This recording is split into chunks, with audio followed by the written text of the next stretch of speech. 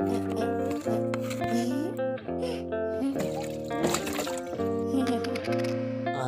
love art.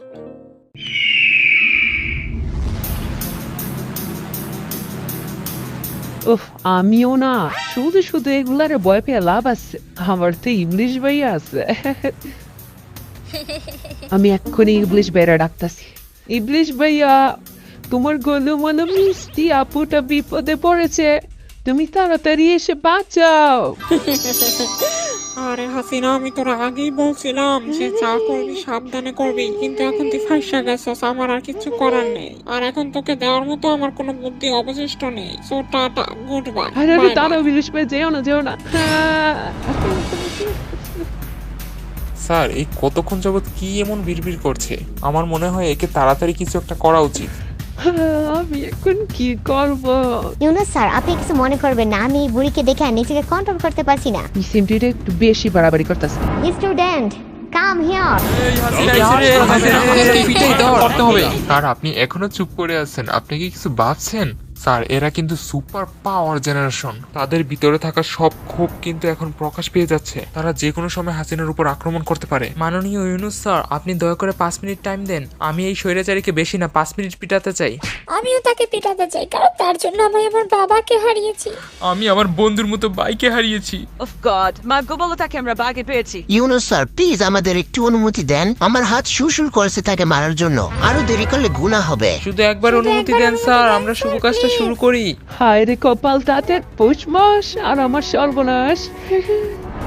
Student, তোমরা সবাই শান্ত হও। আচ্ছা মিস্টার হাসিনা, আপনি বলুন তো এখন কি করা উচিত? সত্যি ইউনুস, তুমি খুব ভালো। তুমি একটা কাজ করো, তুমি ওই নাহিদকে বাদ দিয়ে আমাকে তোমার উপদেশটা করে নাও। যাও, আমি তোমাকে ফ্রিতে শিখিয়ে দেবো কিভাবে পাবলিকের টাকা লুটতে হয়, কিভাবে নিজের উন্নয়ন করতে হয়, আরো অনেক। স্টপ! যাই হোক, তুমি চিন্তা করো না, আমি তোমাকে ওদের হাতে তুলে দেব না। স্যার, সত্যি I love you, thank you. Sir, তাহলে একে কি করবেন? ছেড়ে দিবেন? স্যার না, প্লিজ স্যার, একে বোঝার আমরা চেষ্টা এক্ষুনি করুন শেষ স্যার, করে দিব। Please please.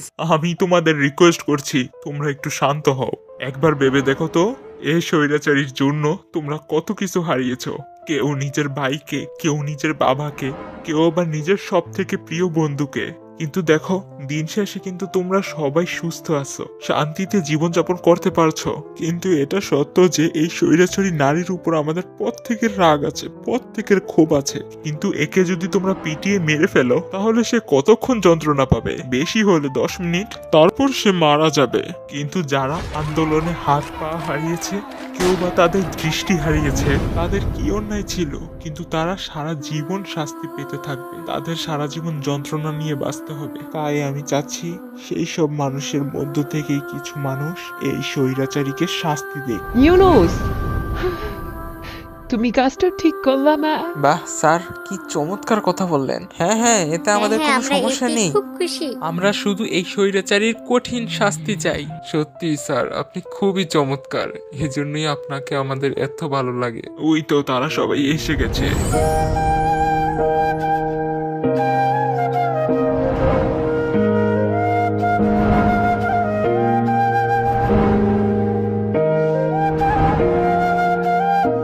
আমি জানি তোমাদেরও অনেক বড় বড় স্বপ্ন ছিল, তোমরা একটি সুন্দর ভবিষ্যৎ কাটাতে চেয়েছিলে। কিন্তু এটা কষ্টের হলেও সত্যি যে তোমরা আজ শারীরিক অক্ষম। তোমাদের যা কিছুই দেওয়া হোক না কেন, সবকিছুই তো মূল্যহীন। তাই আমি তোমাদের একটি দায়িত্ব দিলাম, যেই হাসিনার জন্য তোমাদের আজ এই অবস্থা, এই বাংলাদেশটার এই অবস্থা, তার কি শাস্তি হওয়া উচিত তোমরা বলতে পারো? আপনাকে অসংখ্য ধন্যবাদ স্যার, আমাদের এত বড় সুযোগটা দেওয়ার জন্য। আর হ্যাঁ, আমরা হাত পা হারিয়েছি, কিন্তু এতে আমাদের কোনো দুঃখ নেই, কারণ আমরা গর্ব করে বলতে পারি আমরা দেশের জন্য লড়াই করেছি। কিন্তু একটাই আফসোস ছিল, যেই হাসিনা আমাদের দেশকে এত ক্ষতি করেছে, সেই সুযোগে পালিয়ে গেল। আর আজ তাকে এত কাছে পেয়েছি। তাছাড়া আপনি আমাদের সুযোগ করে দিয়েছেন। আমরা এই সুযোগটা হাতছাড়া করতে চাই না, আমরা অবশ্যই তাকে শাস্তি দিতে চাই। হ্যাঁ নিশ্চয়ই, তোমরা নির্দ্বিধায় যা খুশি বলতে পারো। আমাদের শাস্তি হচ্ছে মাত্র 7টি পয়েন্টে। প্রথম 6টি পয়েন্ট হচ্ছে তাকে জেলে কাটাতে হবে। 6টি পয়েন্ট, 6 মাস। উফ, যাক বাবা, মাত্র 6-7 মাস, এটা আমি অনায়াসে কাটিয়ে দিতে পারবো।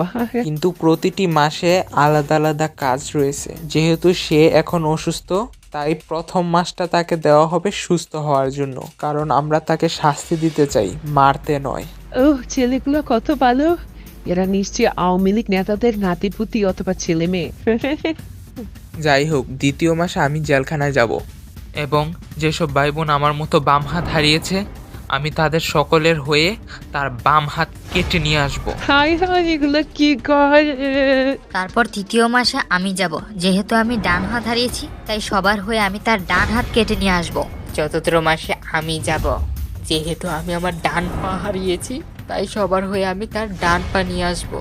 পঞ্চম মাসে আমি যাব, যেহেতু আমি আমার বাম পা হারিয়েছি তাই সকলের হয়ে আমি তার বাম পা কেটে নিয়ে আসবো। আর বাকি রইল ষষ্ঠ মাস এবং আমি। দেখছি আমার মোটা মাথা সারা সবই কেটে নেবে। আমি আমার চোখগুলো হারিয়েছি, হাই হাই, শেষ মাস আমার চোখগুলো তুলে নেব। কিন্তু আমি তোমার চোখ তুলব না, কারণ এই ষষ্ঠ মাসটা তোমাকে হাত পা ছাড়া সুস্থ হওয়ার জন্য দেওয়া হয়েছে। কারণ এখনো তো আমাদের 7 নাম্বার পয়েন্টটা বাকি আছে, আর 7 নাম্বার পয়েন্টটা হচ্ছে তোমাকে চিড়িয়াখানায় রাখা হবে। না, কারণ তোমাকে দেখে সব খারাপরা শিক্ষা নেবে যে আমাদের দেশের যে ক্ষতি করবে তার সাথে আমরা কি করতে পারি। আর তোমার চোখগুলো আমি এই কারণেই তুলবো না, কারণ তোমাকে সেই চোখ দিয়ে দেখতে হবে মানুষের চোখে তুমি কতটা তুচ্ছ, কতটা জঘন্য। মানুষ চিড়িয়াখানায় গিয়ে তোমাকে দেখে হাসবে, ঢিল ছুলবে, লাঠি দিয়ে গুতাবে। এটাই হবে তোমার উপযুক্ত শাস্তি। যতদিন বাঁচবে এভাবেই তোমাকে কাটাতে হবে। একদম সবাই এতে রাজি। ঠিক আছে, তাই হোক, আমি নিজে দাঁড়িয়ে থেকে সব করব। না না, এ হতে পারে না। না,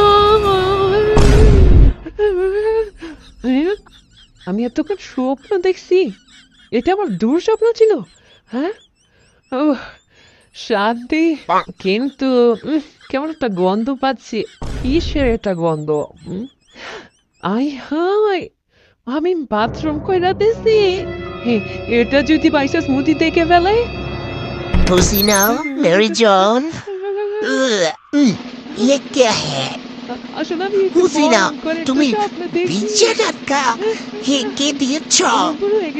বের হও, বের হও, বের হও মেরি বাড়ি থেকে, বের হও।